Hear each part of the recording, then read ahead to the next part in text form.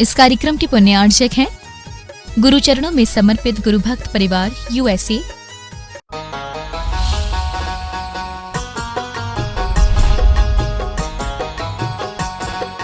संत शिरोमणि आचार्य गुरुवर श्री विद्यासागर जी महाराज की जय। और हम योग प्रणेता पूज्य गुरुवर श्री प्रणम्य सागर जी महाराज की जय। ओम अरहम नमः। श्री तत्वात् सूत्र के शंका समाधान सत्र में आप सभी का स्वागत है। आज पूज्य श्री के द्वारा आपकी की गई शंकाओं का समाधान किया जाएगा। यदि आप भी अपनी शंकाएं भेजना चाहते हैं तो विजिट कीजिए ttv.arham.yoga और हमारे शंका समाधान फॉर्म को फिल कीजिए। सत्र संबंधी शंकाओं का समाधान स्वयं पूज्य श्री करेंगे। इस कक्षा की सभी जानकारियां जानने के लिए आप हमारी वेबसाइट ttv.arham.yoga को विजिट कर सकते हैं। आप हमारे व्हाट्सएप ग्रुप भी ज्वाइन कर सकते हैं cut.ly/तत्वात् पर।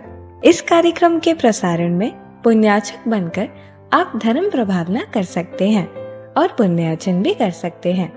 आप टीम अरहम को 9810436940 पर संपर्क कर सकते हैं।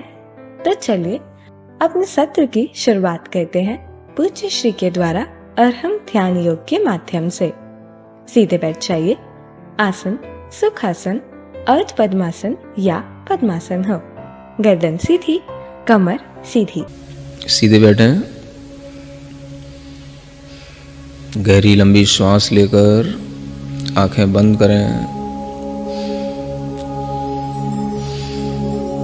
केवल एक बार श्वास गहरी लंबी लें। कोई श्वास को फेंकने का काम ना करें। शांति से पूरे शरीर को अपने भीतरी मन से देखते हुए अपने पूरे शरीर में फैली हुई अपनी आत्मा को महसूस करें। उस आत्मा से बंधे हुए कर्मों को महसूस करें।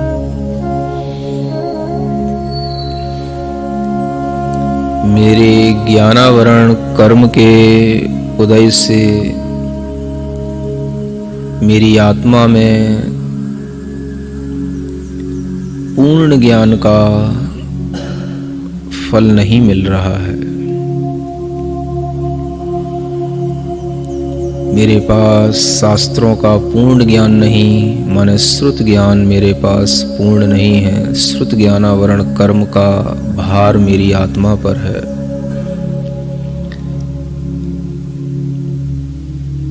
अवधि ज्ञान, मनः परे ज्ञान, केवल ज्ञान, ये सभी ज्ञान भी मेरी आत्मा में दबे पड़े हैं, बंधे पड़े हैं इन ज्ञानावरणी कर्मों के कारण से। मतिक ज्ञान भी थोड़ा सा है। जैसा मेरे साथ है वैसा ही संसार के इस भरत क्षेत्र में दिखने वाले सभी जीवों में महसूस हो रहा है। संसार की सभी आत्माएं इन पांचों ही प्रकार के ज्ञानावरण कर्मों के भार से बंधी हुई हैं।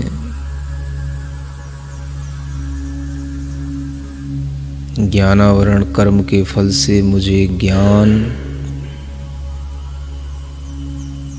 पूर्ण ज्ञान, अवधि ज्ञान, केवल ज्ञान कुछ भी प्रकट नहीं हो रहा। ये मेरे ज्ञानावरण कर्म का फल है। महसूस करें।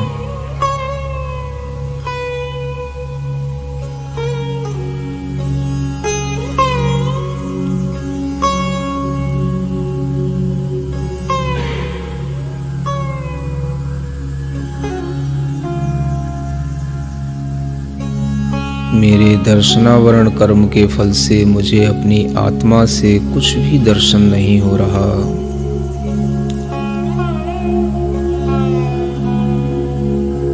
केवल दर्शन, अवधि दर्शन, सभी मेरे आंखें लुप्त पड़ी हुई हैं, बंद पड़ी हुई हैं। हे भगवान, मेरी आत्मा में बहुत सारे कर्मों के यह तीव्र उदय चल रहे हैं।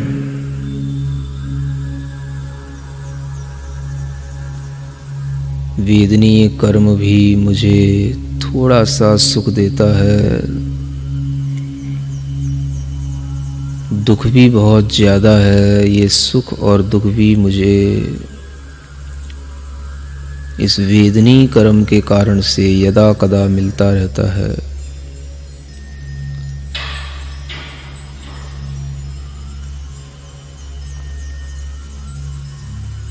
संसार के सब जीव इसी वेदनीय कर्म के कारण से सुख दुख भोग रहे हैं।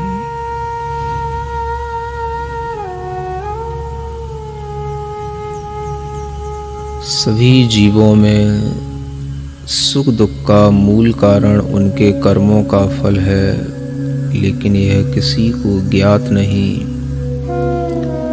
सब भौतिक वस्तुओं के आकर्षण में सुख दुख मान रहे हैं। सभी जीव वस्तुतः इन्हीं कर्मों का वेदन कर रहे हैं, फल भोग रहे हैं।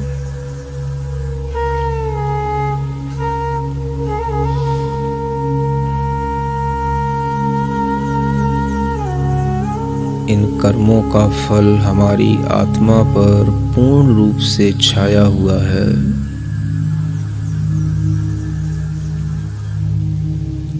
इसी के कारण मुझे अपनी आत्मा का ज्ञान, आत्मा का दर्शन, आत्मा का सुख कुछ भी उपलब्ध नहीं हो रहा।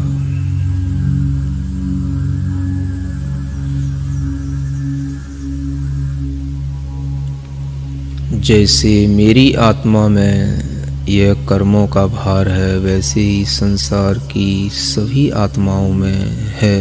ऐसा हर एक जीव के अंतर आत्मा के कर्मों को देख करके महसूस करें।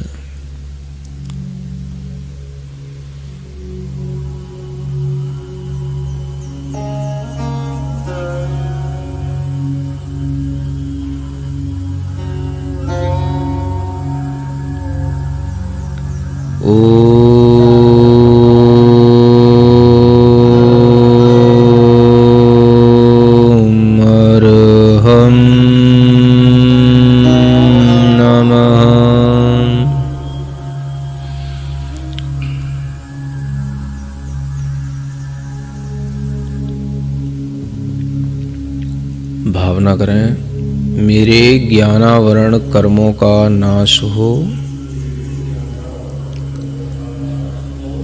मुझे पूर्ण ज्ञान की प्राप्ति हो।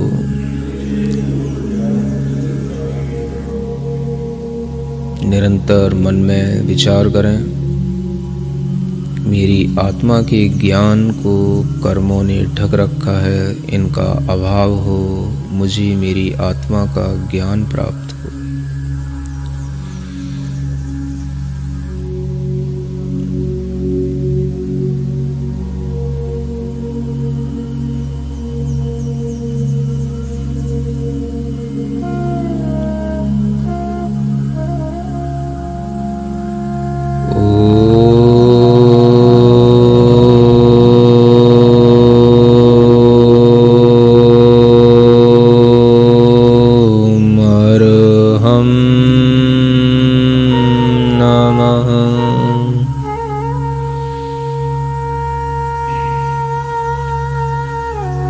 मेरी आत्मा के दर्शन को दर्शनावरणी कर्म ने ढक रखा है।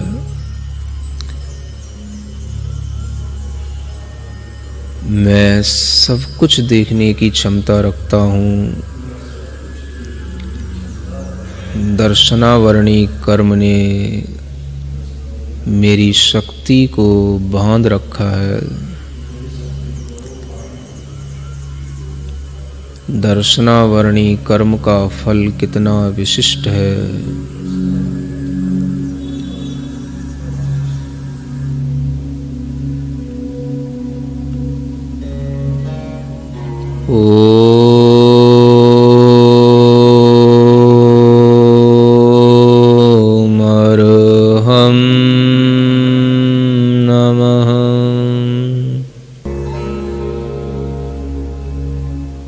मुझे जो सुख का वेदन हो रहा है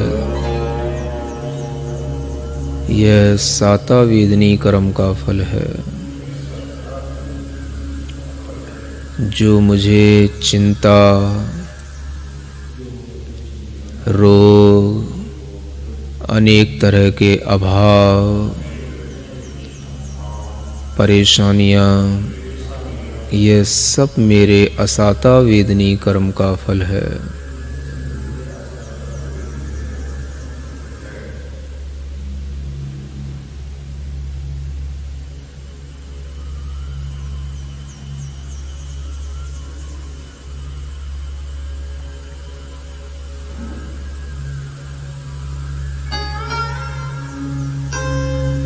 इन कर्म फलों का मैं विचार कर रहा हूँ, चिंतन कर रहा हूँ। मेरी आत्मा के ऊपर अनेक इन कर्मों का भार है, जिसके कारण मैं पराधीन हूँ, परतंत्र हूँ। इस धर्म ध्यान से मैं धीमे धीमे स्वतंत्रता को प्राप्त करूँगा, कर्म बंधन से मुक्त होऊंगा। ओम अरहम नमः, ओम अरहम नमः, ओम अरहम नमः, ओम अरहम नमः, ओम अरहम नमः, ओम अरहम नमः, ओम अरहम नमः, ओम अरहम नमः, ओम अरहम नमः। अपनी हथेलियां घिसकर आंखों पर रखें।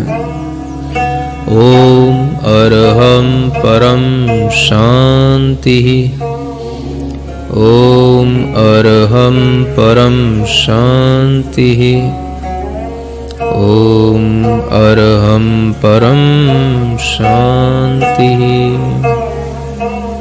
इस ध्यान को पुनः सुनने के लिए आप विजिट कर सकते हैं हमारा YouTube चैनल अरहम ध्यान योग। चलिए पूज्य गुरुवर के चरणों में चलते हैं। सुनीता जैन गाजियाबाद से कह रही हैं, गुरुवर श्रेणी की पंक्ति मध्य लोक से शुरू होती है, तो जीव को मोड़ा लेने के लिए मध्य लोक में आकर लेना होता होगा?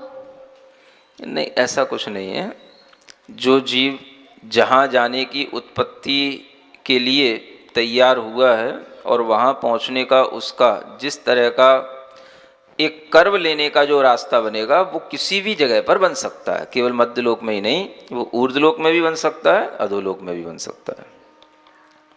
सरिता जैन दिल्ली से पूछ रही हैं, गुरुवर अबाधा काल किसे कहते हैं?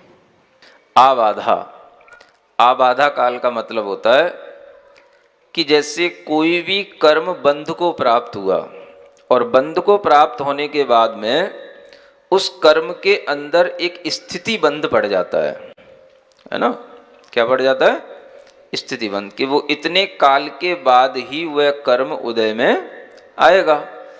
तो वह जो स्थिति बंध हो जाता है कि यह कर्म अपनी एक उसकी निश्चित स्थिति बंद हो गई और उस स्थिति बंद के अनुसार उसका एक आबाधा काल बनता है। आबाधा काल का मतलब कि उस काल के पहले हम उस कर्म को हिला भी नहीं सकते, माने उसमें कोई किसी भी तरह का अपकर्षण आदि करके उसे उदय में ला नहीं सकते।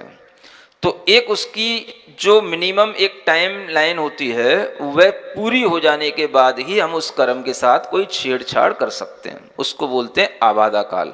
माने बंद होने के बाद में कम से कम एक आवली का काल लगता है जब तक हम उसको कुछ भी नहीं कर सकते हैं। उसके बाद हर एक कर्म का अपना अपना आबाधा काल भी अलग अलग होता है, वो उनकी स्थिति बंध पर निर्भर करता है।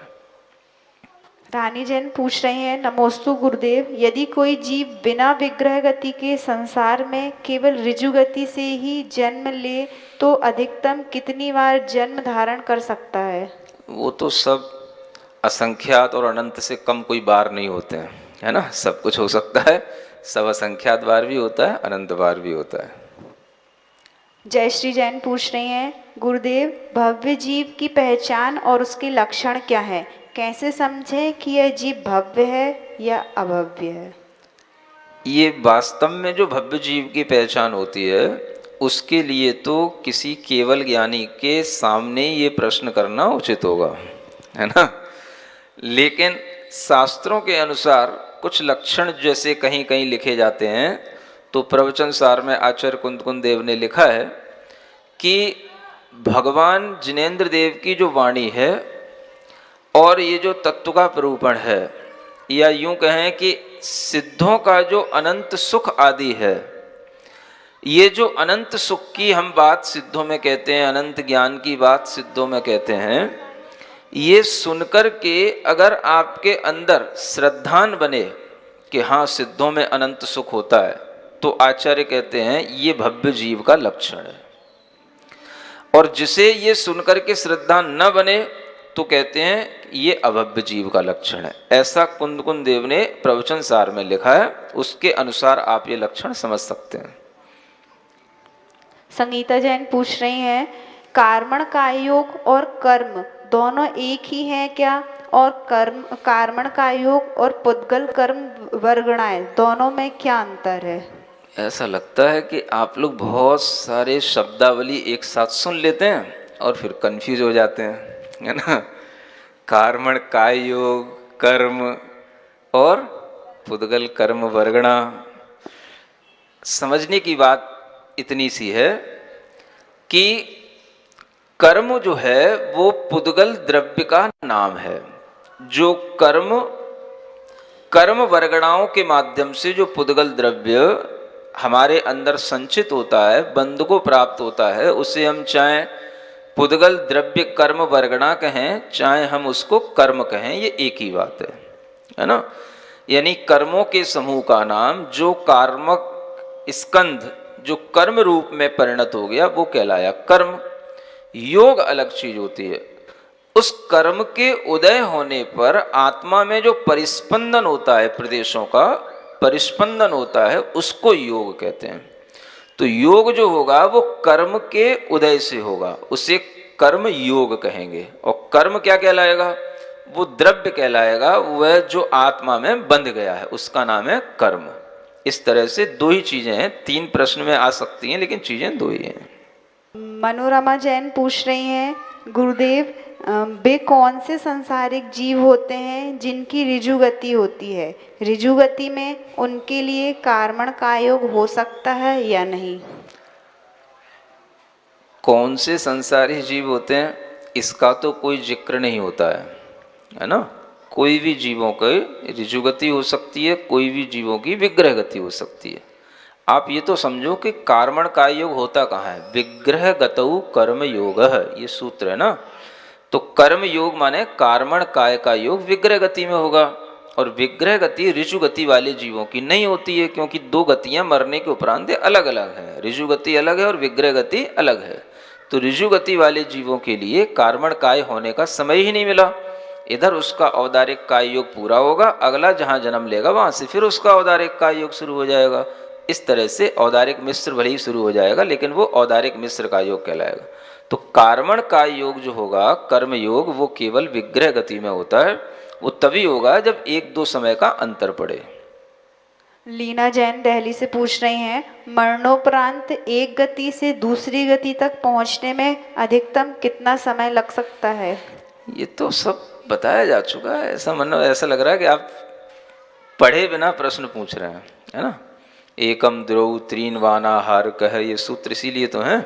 एक समय, दो समय, तीन समय तक यह जीव अनाहारक रहता है, यही विग्रह गति का उसका अधिकतम समय होता है। ये स्पष्ट वहां पर बताया गया है। स्वाति अतुल काला पूछ रही हैं, कमलों में रहने वाली श्री आदि 6 देवियां ब्रह्मचारिणी होती हैं क्या? तीसरे अध्याय पहुंच गए क्या? चलो फिर भी कोई बात नहीं। उनके विषय में भी कोई स्पष्ट उल्लेख नहीं मिलता कि वो ब्रह्मचारिणी हैं कि नहीं हैं। ये केवल इतना ही नियोग है कि वो सामान्य परिषद जाति के देवों के साथ रहती हैं, लेकिन इस विषय में अलग अलग लोग अपनी अलग अलग धारणा बनाते हैं। लेकिन जो प्रामाणिक आचार्य हैं उनके द्वारा कुछ भी इस विषय में उल्लेख नहीं मिलता, इतना ही हम कह सकते हैं। कामनी जैन सिकोगावाद से पूछ रही हैं, नमोस्तु गुरुवर, मंगलाष्टक में जो 63 सलाह का पुरुष हैं जो अभी नरक में हैं, उनको भी पूज्य बताया है, ऐसा किस अपेक्षा से? अब जिन जीवों का मोक्ष गमन निश्चित होता है, जो नियम से भव्य जीव ही होते हैं, और जो इस अवसर्पणी काल के प्रमुख सलाह का माने गिनती के वो जो पुरुष हैं, उन सबका नाम स्मरण करना भी अपने लिए मंगलदायी है, ऐसा समझना। शोभा जैन पूछ रही हैं, गुरुवर आपने बताया पृथ्वी, जल, अग्नि, वायु सामान्य भी होती हैं क्या? इसी तरह वनस्पति भी सामान्य होती है क्या? सामान्य एक ऐसा भेद है जिसमें अन्य भेद भी अंतर्भूत रहते हैं। तो जिस तरह से ये सामान्य होते हैं, ऐसे वनस्पति भी सामान्य होती है, इसमें कोई बाधा नहीं है। शोभा जैन पूछ रही हैं, कर्म वर्गणाओं को आत्मा से बंधने के लिए कोई निमित्त चाहिए, विग्रह गति में क्या निमित्त है? कर्म वर्गणाओं को आत्मा से बंधने के लिए निमित्त क्या चाहिए? निमित्त तो जीव अपनी शक्ति के अनुसार अपने पास में बनाए रखता है। जो कर्मों के कारणभूत जो विशेष प्रत्यय हैं, वो जीव के पास में हमेशा बने रहते हैं। इस कारण से बिना बाहरी निमित्त के भी कर्म के ही निमित्त से केवल उसके लिए कर्म बंद हो जाता है, ऐसा जानना। जया जैन ग्वालियर से पूछ रही हैं, नमोस्तु गुरुवर, कक्षा 41 में जब विग्रह गति या अनुश्रेणी में मूवमेंट्स बहुत हैं, तो जीव आपस में टकराते नहीं हैं? वो तो सभी जो जीव होते हैं वो सभी अपने तेजस और कार्बन शरीर के साथ होते हैं, और तेजस और कार्बन शरीर इतने सूक्ष्म होते हैं कि कोई भी जीव अगर एक दूसरे जीव को भी क्रॉस करके चला जाए तो टकराने से भी कोई वहाँ पर भिड़ंत नहीं हो जाती है, कोई वहाँ पर एक्सीडेंट नहीं हो जाते हैं, न किसी की गति कोई बाधित होती है कि भाई किसी की गति में कोई रुकावट आ गई। तो वो सूक्ष्म शरीरों के साथ में इस तरह से सूक्ष्म परिणमन के साथ में वो सभी आपस में रह जाते हैं, निकल जाते हैं, और एक दूसरे के साथ क्रॉस भी करके चले जाएंगे तो कोई दिक्कत नहीं होगी, है ना। जैसे लाइट होती है ना, तो मान लो एक कमरा है, उसमें आपने एक लाइट का एक बल्ब जला दिया, उसी में आपने फिर एक दूसरा बल्ब जला दिया, तो अब वो प्रकाश आपस में टकराता है क्या? एक और आपने तीसरा बल्ब जला दिया तो प्रकाश आपस में टकराता है क्या? जो होगा, सूक्ष्म परिणमन वाली चीजें हमेशा सबको अवगाहना देती हैं और किसी से बाधित नहीं होती हैं। ऐसे सूक्ष्म परिणमन के साथ में वह आत्मा इस तरह से गति करता है तो कोई किसी को बाधा नहीं पहुंचती है। शोभना जैन सहारनपुर से पूछ रही हैं, वास्तु को मानना भी क्या मिथ्यात्व है?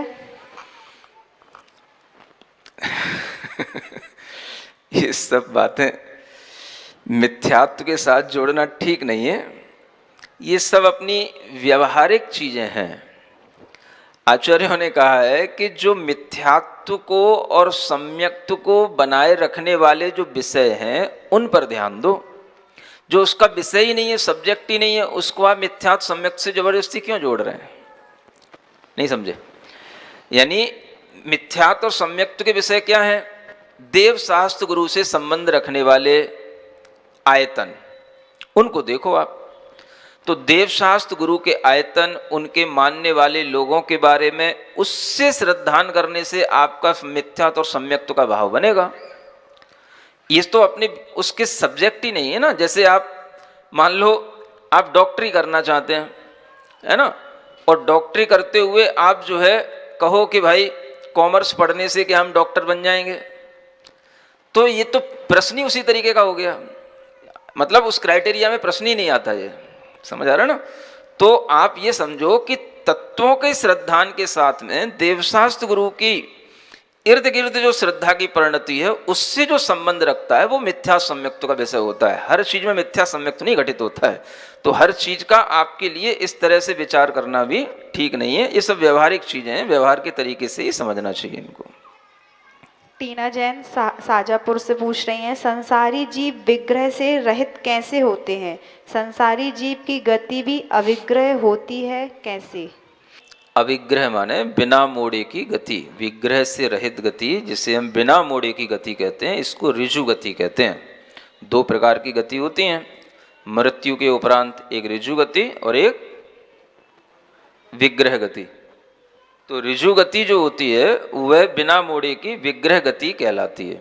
तो वह गति कैसे होती है का मतलब यही है कि जो जीव यहाँ से शरीर छोड़ा मृत्यु के उपरांत, उसका अगले समय में ही, मतलब बीच में कोई टाइम का डिफरेंस ना बन करके अगले समय में ही उसका वहां पर जन्म हो जाएगा, जो अगर ऋजु गति से गया है। और विग्रह गति से जाता है तो उसके मोड़े के कारण से 1, 2, 3 समय का अंतर पड़ जाता है। इतना ही समझना चाहिए।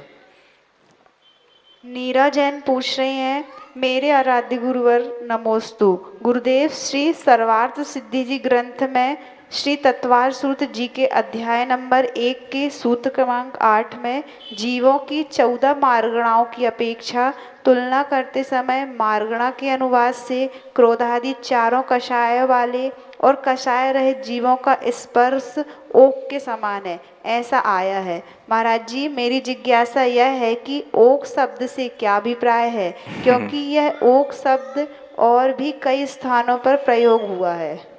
ऐसा है, इस पहले अध्याय का 8वां सूत्र पढ़ने के लिए आपको हमसे अलग से कोचिंग लेनी पड़ेगी, है ना। इस अध्याय के इस 8वें सूत्र की व्याख्या आपको ऐसे पढ़ने से नहीं आएगी जैसे आप पढ़ रहे हैं। अगर आपको इतना भी अभी पता नहीं है तो आगे स्पर्श वगैरह जो उसमें बताया गया है, अंतर निकालने का जो बताया गया है, वो आपको कुछ समझ नहीं आएगा। तो फिर भी ओग का मतलब जो आप पूछ रहे हैं, वो ओग माने होता है सामान्य। उसमें पहले जो गुणस्थानों की अपेक्षा से वर्णन किया गया है, उस गुणस्थानों की अपेक्षा से जो वर्णन किए गए में उसी को ओग कहते हैं, है ना।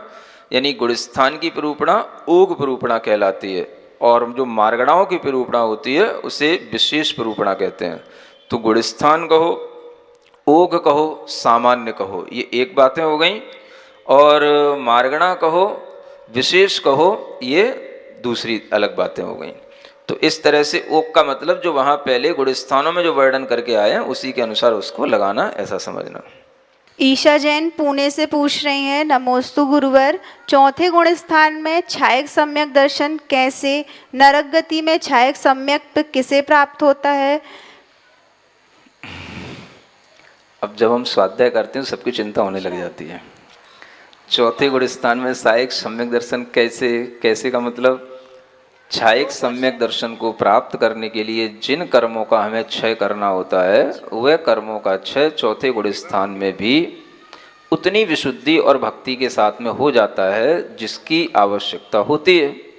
और यह व्यवस्था चौथे गुण स्थान वाले जीव के लिए भी उपलब्ध हो जाती है। इसलिए चौथे गुण स्थान में छायक सम्यक दर्शन की प्राप्ति हो जाती है। नरक में छायक सम्यक दृष्टि जीव होते हैं, लेकिन वहाँ पर छायक सम्यक दर्शन की प्राप्ति नहीं होती है, ये भी ध्यान रखना चाहिए। जो छायक सम्यक दृष्टि जीव यहाँ से मरण करके वहाँ पहुँचते हैं, उनकी अपेक्षा से वो नरक में छायक सम्यक दृष्टि जीव हैं, ऐसा कहा जाता है, लेकिन वो वहाँ पर कभी छायक सम्यक दर्शन प्राप्त नहीं करते हैं। ये भी अच्छे ढंग से समझना चाहिए। विभा जैन सूरत से पूछ रही हैं, नमोस्तु गुरुदेव, दर्शनावर्णी कर्म में पांचों निद्रा में सर्वघाती कर्म है, तो हमें नींद आती भी है, नहीं भी आती है, तो यह कैसे घटित होगा? नींद आती भी नहीं भी आती मतलब जब नींद आएगी तो वो सर्वघाती कहलाएगी, नहीं आएगी तो नहीं आएगी, नहीं कहलाएगी सर्वघाती। जब आपके लिए निद्रा आती है तभी वो निद्रा सर्वघाती कर्म के रूप में अपना फल देने के लिए होती है। आप देखते हैं कि जब हम नींद में होते हैं तो हम उस समय पर कुछ भी ध्यान नहीं रखते हैं, गाफिल हो जाते हैं, कुछ भी हमें पता नहीं होता है कहाँ पड़े हैं, है ना, क्या कर रहे हैं। ये हमारी नींद जो है इसीलिए सर्वघाती कहलाती है। तो निद्रा कर्म का मंद उदय भीतर से चल भी सकता है, लेकिन जिस निद्रा को यहाँ पर उदय के रूप में सर्वघाती कहा जा रहा है वो उस निद्रा के फल के रूप में, माने जिस समय आपको निद्रा आए उसी समय के लिए वो निद्रा सर्वघाती समझना चाहिए। पूनम जैन दिल्ली से पूछ रही हैं, गुरुवर बारंबार नमोस्तु। गुरुवर, मुझे रतनत्रय व्रत के बारे में पूछना है। मैंने रतनत्रय के व्रत 2018 में शुरू किए थे। ये व्रत कितने साल तक के होते हैं, कृपया बताइए। व्रत कितने साल के लिए होते हैं, कौन से महीने में शुरू किए जाते हैं, कितनी पारणाएं कितनी धारणाएं होती हैं, फिर व्रत के उद्यापन कैसे किए जाते हैं, इन सब की जानकारी करने के लिए एक व्रत कथा संग्रह नाम का एक ग्रंथ आता है ना। उस व्रत कथा संग्रह ग्रंथ में से ये सब चीज़ें अच्छे ढंग से पढ़ो और उसी के अनुसार करो। इतने तरह के व्रत हैं कि उन सब के लिए अलग अलग बताना, अलग अलग समझाना और अलग अलग समझने के लिए पढ़ना भी हमने कभी ज़रूरत नहीं समझा है। इसलिए आप उन ग्रंथों को पढ़ करके उसकी विधियां निकाल लिया करो, समझ लिया करो। अपन तो काम की चीज़ें पकड़ते हैं, है ना। अब जो हमें काम पड़ेगा, जब हमें रत्नत्रय करना होगा तब हम खोजेंगे। अभी तो हमारा रत्नत्रय जीवन भर चल रहा है, इसलिए हमें अलग से कोई व्रत करने की कोई आवश्यकता नहीं समझ में आ रही है। इसलिए आप लोगों को ये सब जो व्रत वगैरह की जानकारी चाहिए हो तो ये व्रत कथा संग्रह के शायद ये 2-3 वॉल्यूम है, उनमें सब कथाएं भी लिखी रहती हैं, विधियां लिखी रहती हैं, उन्हीं से आप पढ़ करके समाधान कर लिया करो। नमोस्तु गुरुवर। वंदना जैन पूछ रही हैं, साधारण वनस्पति एवं सप्रतिष्ठित वनस्पति में क्या अंतर है? पहले भी तो बताया है। साधारण वनस्पति निगोद जीवों के लिए कहा जाता है, सप्रतिष्ठित जो प्रत्येक वनस्पति के साथ में निगोद जीवों से युक्त जो वनस्पति होती है उसे सप्रतिष्ठित प्रत्येक कहते हैं। समता जैन अकोला से पूछ रही हैं, विग्रह गति में जीव अनाहारक रहता है तो कार्मण शरीर में बंध कैसे होता है? अनाहारक रहने का मतलब यह है कि वो अपने शरीर आदि जो 9 कर्म है उनके योग्य वर्गणाओं को वहाँ पर ग्रहण नहीं करता है। इस तरह के बंध के बिना भी कर्म बंध होने में कोई बाधा नहीं है, कर्म बंध तो हमेशा चलता रहता है, ऐसा समझना। नमोस्तु महाराज जी। मंजू जैन जयपुर से पूछ रही हैं, महाराज जी जब आहार लेने गए तब अचानक एकदम से बारिश आ गई तो मुनि जी रास्ते में चलते रहें या नहीं, ये पता नहीं चलता। किसी ने मुझसे पूछा था, इसका जवाब चाहिए। मतलब चलते रहें या नहीं? बारिश हो रही है और चलें कि नहीं? चलें कि नहीं, मुनि महाराज के ऊपर तुम्हें क्यों चिंता पड़ी है? मुनि महाराज के व्रत है, उनकी इच्छा है, आहार करें कि नहीं। अरे तो इसमें कोई तुम्हारा नियम चलेगा? उनकी इच्छा के ऊपर है। उन्हें बरसात में आहार करना है कि नहीं करना, बरसात में किसी के यहाँ जाना है कि नहीं जाना, ये उनके ऊपर है, ये उनका मन है, उनकी इच्छा है। उन्होंने जो मूलाचार में सीखा है उसके अनुसार, उन्हें जो गुरु परंपरा से मिला है उसके अनुसार वो अपनी प्रवृत्ति करेंगे। तो आप लोग हर मुनियों की बातों पर हर जगह मतलब क्वेश्चन मार्क मत किया करो, है ना। हम लोगों को ढंग से जीने दिया करो। हाँ, हर जगह ऑब्जेक्शन करना, हर जगह क्वेश्चन मार्क करना, वो ऐसा करते हैं, ये ऐसा करते हैं, ये इस तरह की जो है ना टेंडेंसी अच्छी नहीं होती है।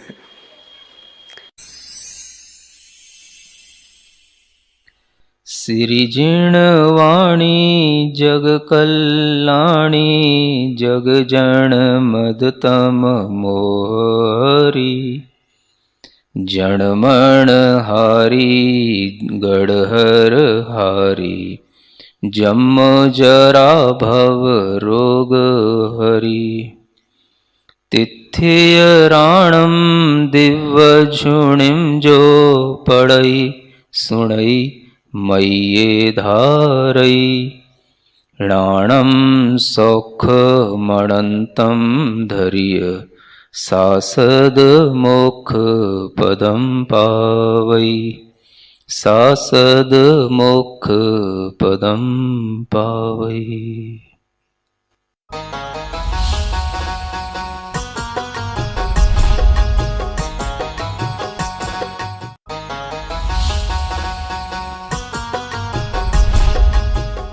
इस कार्यक्रम के पुण्यार्चक थे गुरुचरणों में समर्पित गुरु भक्त परिवार USA।